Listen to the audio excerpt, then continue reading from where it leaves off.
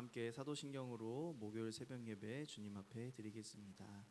전능하사 천지를 만드신 하나님 아버지를 내가 믿사오며 그 외아들 우리 주 예수 그리스도를 믿사오니 이는 성령으로 잉태하사 동정녀 마리아에게 나시고 본디오 빌라도에게 고난을 받으사 십자가에 못 박혀 죽으시고 장사한 지 사흘 만에 죽은 자 가운데서 다시 살아나시며 하늘에 오르사 전능하신 하나님 우편에 앉아 계시다가 저리로서 산자와 죽은 자를 심판하러 오시리라. 성령을 믿사오며 거룩한 공예와 성도가 서로 교통하는 것과 죄를 사하여 주시는 것과 몸이 다시 사는 것과 영원히 사는 것을 믿사옵나이다. 아멘. 다 함께 찬송가 288장 예수를 나의 구주 삼고 함께 찬양하겠습니다. 예수를 나의 구주 삼고 성령과 피로써 거듭나니 이 세상에서 내 영혼이 하늘의 영광 누리도다. 이것이 나의 간증이요 이것이 나의 찬송일세. 나 사는 동안 끊임없이 구주를 찬송하리로다. 온전히 주께 맡긴 내 영 사랑의 음성을 듣는 중에 천사들 왕래하는 것과 하늘의 영광 보리도다. 이것이 나의 간증이요 이것이 나의 찬송일세. 나 사는 동안 끊임없이 구주를 찬송하리로다. 주 안에 기쁨 누림으로 마음의 풍랑이 잔잔하니 세상과 나는 간 곳 없고 구속한 주만 보이도다. 이것이 나의 간증이요 이것이 나의 찬송일세. 나 사는 동안 끊임없이 구주를 찬송하리로다.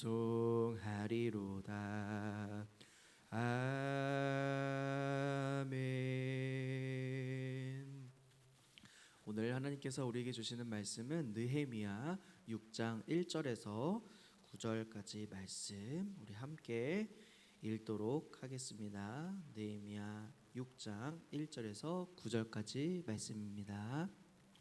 산발락과 도비야와 아라비아 사람 게셈과 그 나머지 우리의 원수들이 내가 성벽을 건축하여 허물어진 틈을 남기지 아니하였다 함을 들었는데 그때에는 내가 아직 성문에 문짝을 달지 못한 때였더라. 산발락과 게셈이 내게 사람을 보내어 이르기를 오라 우리가 오노 평지 한 촌에서 서로 만나자 하니 실상은 나를 해하고자 함이었더라. 내가 곧 그들에게 사자들을 보내어 이르기를 내가 이제 큰 역사를 하니 내려가지 못하겠노라. 어찌하여 역사를 중지하게 하고 너희에게로 내려가겠느냐 하매 그들이 4번이나 이같이 내게 사람을 보내되 나는 꼭 같이 대답하였더니 산발랏이 5번째는 그 종자의 손에 봉하지 않은 편지를 들려 내게 보냈는데 그 글에 이르기를 이방 중에도 소문이 있고 가스무도 말하기를 너와 유다 사람들이 모반하려 하여 성벽을 건축한다 하나니 내가 그 말과 같이 왕이 되려 하는도다. 또 내가 선지자를 세워 예루살렘에서 너를 들어 선전하기를 유다의 왕이 있다 하게 하였으니 지금 이 말이 왕에게 들릴지라. 그런즉 너는 이제 오라 함께 의논하자 하였기로 내가 사람을 보내어 그에게 이르기를 내가 말한 바 이런 일은 없는 일이요 내 마음에서 지어낸 것이라 하였나니 이는 그들이 다 우리를 두렵게 하고자 하여 말하기를 그들의 손이 피곤하여 역사를 중지하고 이루지 못하리라 함이라. 이제 내 손을 힘있게 하옵소서 하였노라. 아멘. 안팎의 모든 반대와 또 여러 가지 어려움에도 불구하고 느헤미야가 시작한 하나님이 허락하신 또 성벽 재건이 진행되어 성벽을 거의 다 쌓았고 이제 문만 달면 되는 이 공사가 이제 마무리되는 시점에 왔습니다. 하지만 계속하여 오늘 말씀을 보니까 방해하는 세력이 계속하여 걸고 넘어집니다. 이 걸고 넘어지는 방해하는 사람들을 통해서 우리는 바로 사단이 어떻게 역사하는가라는 것을 우리가 살펴보아야 할 텐데요. 느헤미야에게 주로 이 공격이 집중되었던 것을 봅니다. 바로 느헤미야 이 한 사람, 이 이스라엘의 지도자, 예루살렘의 지도자였던 이 한 사람을 넘어뜨리는 것이 바로 이들에게는 하나님의 일을 막는 아주 효과적인 방법이라고 생각했기 때문입니다. 오늘 본문에 특별히 지도자와 그리고 교회를 향한 사단의 이 계교가 무엇인지 알아보고 우리는 그것에 맞서서 또 기도하는 시간 되기를 소원합니다. 첫 번째는 바로 거짓말과 음모인데요. 대적들은 사마리아와 유대의 중간 지점인 이 오노의 한 마을에서 만나자 이렇게 회담을 제안합니다. 이것은 사실 공사가 이미 거의 끝나갈 무렵이었기 때문에 어찌 보면 마지막 수로 이렇게 말한 것 같습니다. 그래서 결국 마지막에 어떻게까지 이렇게 넘어뜨리려고 하는 마지막 최후의 방법이 무엇인가라는 것을 그들이 고민하며 넘어뜨리려고 했던 것이죠. 결국에 그들의 의도는 이 느헤미야를 만나게 되어서 그를 암살하려 하는 것이 아니었을까라는 것이죠. 느헤미야는 거절했죠. 4번이나 이렇게 설득을 하는 과정 속에서 느헤미야는 공사 중이라 아직 자리를 비울 수 없다는 이유로 거절하였습니다. 어찌 보면 느헤미야가 이 술수를, 이 계교를 눈치챘던 것 같아요. 느헤미야가 만약에 이 회담을 받아들였다면, 이 제안을 받아들였다면 아마도 이 이후에 있는 말씀들은 이루어지지 않았을 것이죠. 공사가 완성되지 못하고 아마도 미완으로 끝날 수밖에 없었을 것입니다. 이처럼 우리의 원수가 종종 제안을 할 때가 있습니다. 대화를 원할 때가 있습니다. 그 대화는 우리에게 힘을 주는 것이 아니라 오히려 낙심하게 하고 힘을 빼게 만들고 하나님의 일을 중단하게 하는, 그르치게 하는, 분열하는 그러한 원인이 되는 것이죠. 사람들은 왜 대화를 거절하느냐 이렇게 말할 수 있을 것입니다. 그러나 느헤미야는 오늘 이 원수들의 대화를 단번에 거절하였습니다. 이것을 볼 때 대화가 물론 필요할 때가 있지만 대화가 유익하지 않을 때도 있습니다. 중요한 것은 무엇입니까?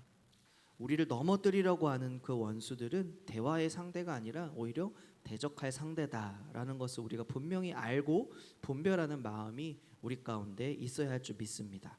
두 번째는 무엇이냐면 그들이 사용한 무기는 바로 거짓된 소문, 거짓이었죠.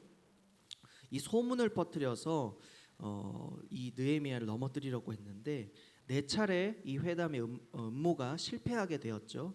그래서 5번째로 어떤 방법을 쓰냐면 봉하지 않은 편지를 느헤미야에게 이제 전달하게 됩니다. 그 내용이 무엇입니까? 성을 건축하고 느헤미야가 왕이 되려 한다라는 이 소문을 퍼뜨리려고 하는 것이죠. 이 소문이 이 당시 아닥사스다 왕에게 들어가면 이 느헤미야는 반역하는 죄가 되는 것이기 때문에 이것을 그만두라라는 것이죠.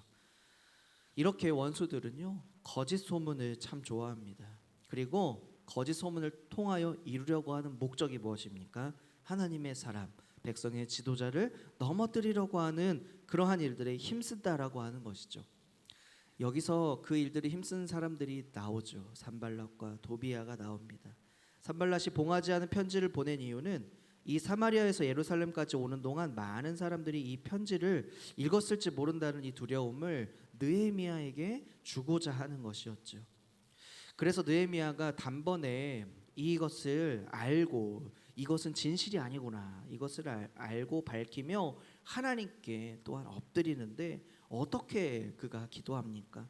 오늘 10절을 우리가 읽었었죠. 그가 이제 내 손에 힘이 있게 하여 주시옵소서.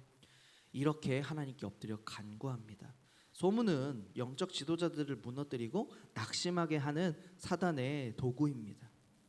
그때 엎드려 기도하는 마음으로 하나님께 나의 어려운 마음을 토로하고 더욱 하나님께 가까이 나아가서 그 거짓 소문을 이겨내고 또 하나님의 일을 완수하여 나아가는 저와 여러분 되시기를 축복합니다. 마지막은 사단은 어떠한 무기를 쓸까요? 바로 위협이라는 무기를 씁니다.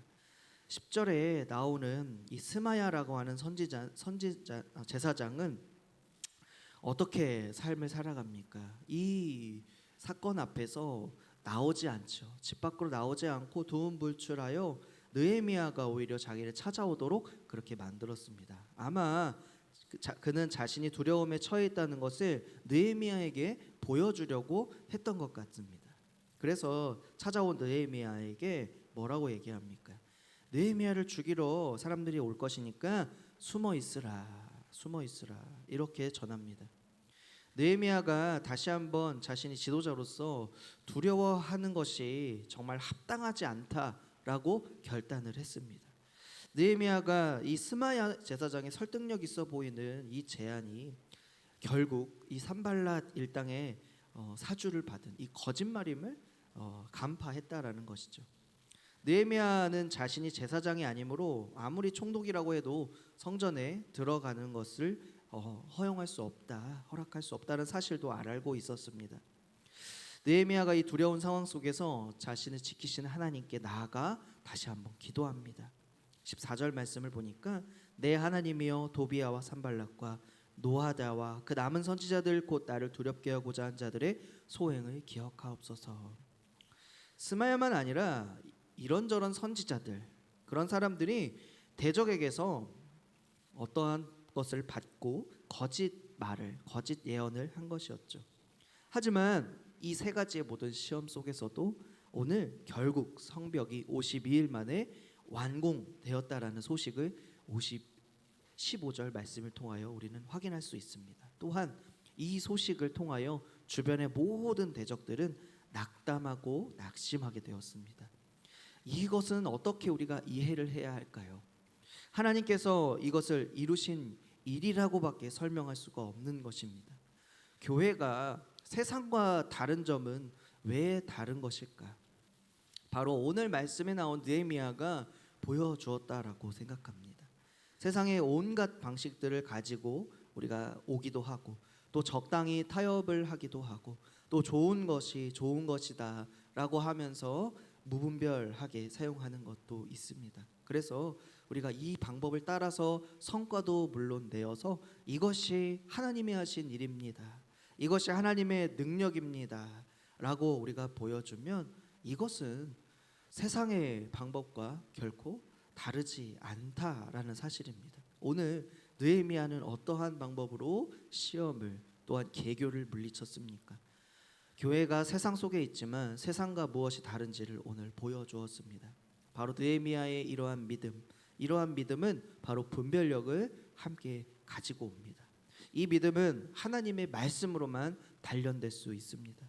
이 분별력으로 느헤미야는 이 계교를 이겼고 또 많은 사람은 이 분별력이 없어서 이용을 당하고 맙니다. 오늘 사단이 사용했던 이 무기들, 영적 지도자를 넘어뜨리는데 너무나 사용하기 용이할 만한 것이기에 오늘 어쩌면 우리에게도 동일하게 경고를 주고 있습니다. 달콤하고 또 유혹적인 모습으로 다가오기도 하지만 때로는 사단은 두렵고 떨릴 만한 우리의 간담까지도 녹일 만한 일들로 역사하기도 합니다. 그렇기에 오늘 우리는 분별력을 갖출 말씀이 필요한 것입니다.